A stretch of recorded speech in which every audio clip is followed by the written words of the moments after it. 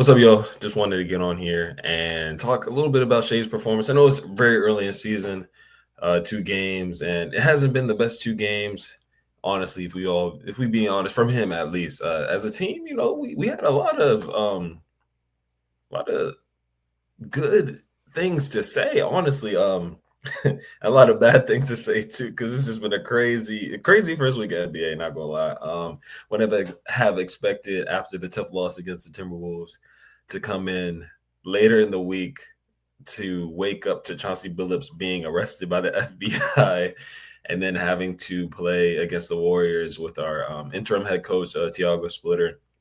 Definitely put up a good performance against the Warriors because the Warriors always had our number and just been whooping our ass every single time. And no matter how many times we lead in the game, we somehow folded in the end. But this time, winning the game at halftime, won in the third quarter, solidified a very good third quarter, and then finished their ass off in the fourth quarter. Well, Curry had 35 points. He was John torching us. And to have somebody having a heater against us and not really waver, it's good signs, good dub under our belt. We 1-1.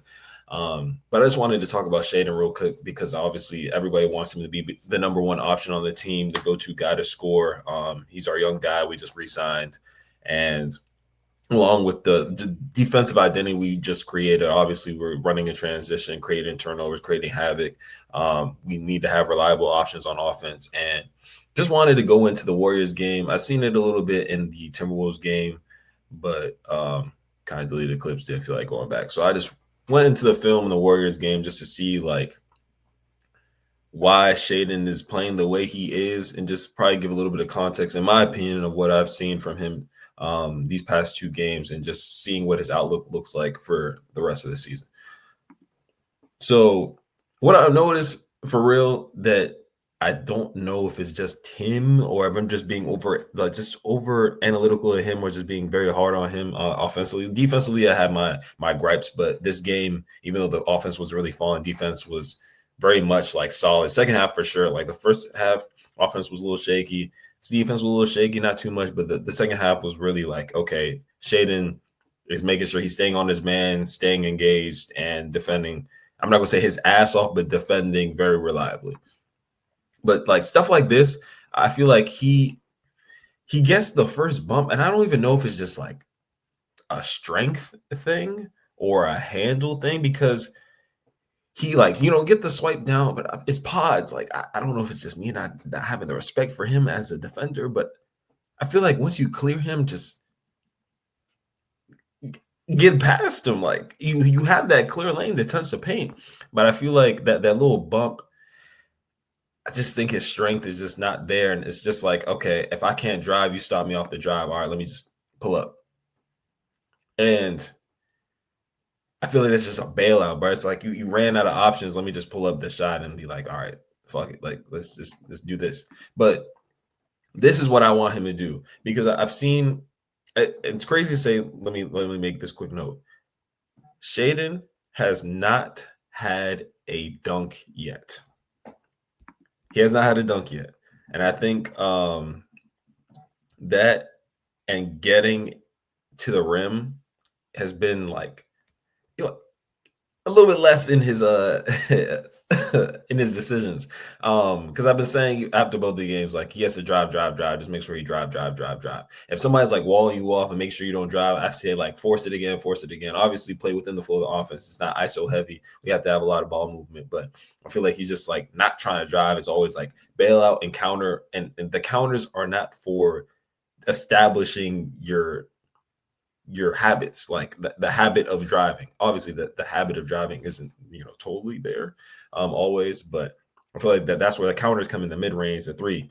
Obviously you got to rely on the three ball more if they're going to leave you open, shoot that jump. But I feel like this is how it should be downhill every single time. Get to the free throw line. Like make sure they just foul you every single time. I know this next clip is a little bit different on the drive aspect, but it's just drive downhill every single time. Make sure they guard you. Get your feet in the paint, like get paint touches.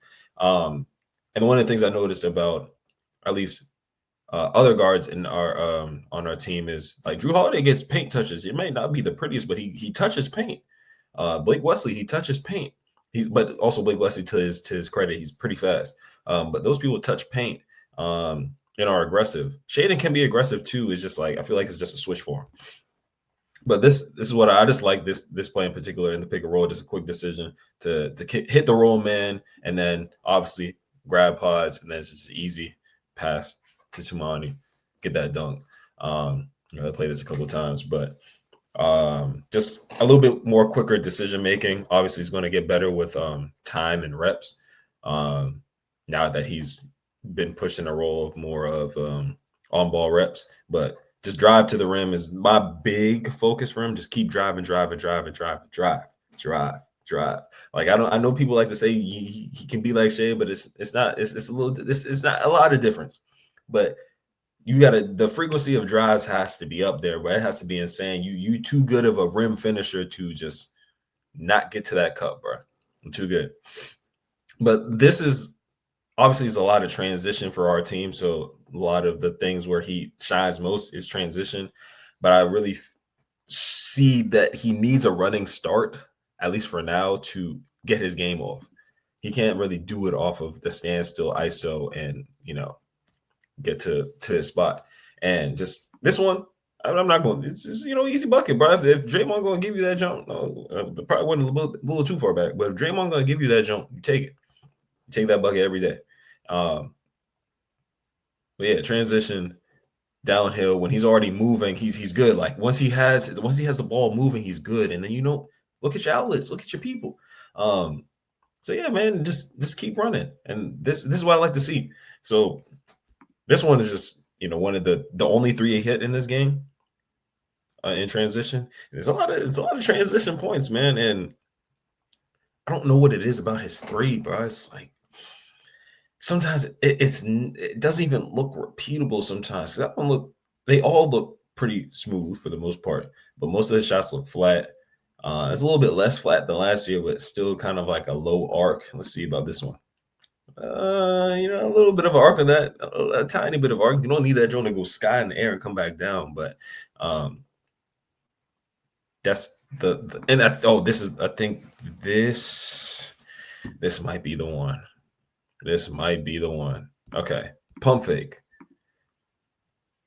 I know it's hard to scan the whole court. I'm seeing it from the bird's eye view, so I can be like, oh, you got hit here, hit here, hit here. It's so easy. But I think this is the one where I thought he could have just easily hit Jeremy Grant, and then he could have hit Chris Murray, or skipped it to Tumani cutting. But that takes like a lot of elite movement. All these guys, and you see Jimmy Butler, you don't really want to throw in his direction. He kind of a havoc in the lanes, but this wasn't that bad of a pass. I felt like I was trying to be over analytical here and try to be hard on him, but then I realized I had to reel myself back. He made the best decision in my opinion. But I think this is the one where he gets the ball back and he pulls it. Yeah. I just think this is the angle I'm looking at it. It's just I feel like you just pass it the middle, get the lob to Klingon. I feel like this is just an easy one too because they're playing zone. You just got to break the zone, force the big man to make a decision, leave it in Blake Wesley's hands. But obviously, like not that contested. But damn, that's a tough miss. That's a really bad miss. And then this one, okay, this was good defensive play. He got bumped like hell, but ate it, forced a missed shot. And then, yeah, you just got to make this, man. Yeah, you just got to make this. It's just tough to see some shots fall short. And I don't know if it's strength, his form, or something else, man. I don't know, bro. The pull-up shooting hasn't been the best. And then this one was the charge. But I just like him being aggressive downhill. Like it's okay, you take them charges. You can get the turnover there, but being aggressive downhill and just getting 2 feet in the paint, get 2 feet in the paint, get 2 feet in the paint all the time. Just driving. Obviously, it's better in transition than in the half court, but still find ways to drive. And I think he'll get back to it. I know I'm just being extra hard because it's early in the season. Like this is I'm very wait, time out. Let me get all my thoughts out. But it's just early in the season. I'm just like I want us to see him take that next step to be the leader in that sense. Maybe not the vocal leader because he's very quiet dude, very chill guy. They call him Mr. Aura for a reason, right? He's a little mysterious, but take a leader in the shot making aspect because you have guys that are aggressive all over the team, and it's like it's like somebody has to punch him in the face on the other team for him to be like, you know what, his demeanor not going to really change, but his energy on the court is going to change. But this is what I liked a lot over here. We was in a pockets, man. Like, oh my god, we was in a pockets. But playing off a Thibault, making Curry a little bit uncomfortable, and then sneaking in for that steal, like that's what I like to see. And then drawing the foul, like, yeah, flop, throw your arms out. You felt that arm, just throw them up. And get to the line. But I like this from him. Like he can get them instincts in there, bro, and just and get in them people's pockets, bro.